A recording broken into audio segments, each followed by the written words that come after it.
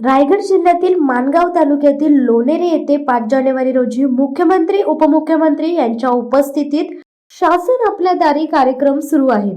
या कार्यक्रमाला उद्धव बाळासाहेब ठाकरे शिवसेनेने विरोध दर्शवला होता। त्यामुळे रायगड पोलिसांनी रायगड जिल्ह्यातील ठाकरे गटाच्या पदाधिकाऱ्यांसह कार्यकर्त्यांची भल्या पहाटे धरपकड सुरू केली। शिवसेना जिल्हा प्रमुख अनिल नवगणे यांच्यासह 80 कार्यकर्त्यांना पोलिसांनी ताब्यात घेतल्याची माहिती आहे। या सर्वांना अलिबाग येथे आणण्यात आले आहे।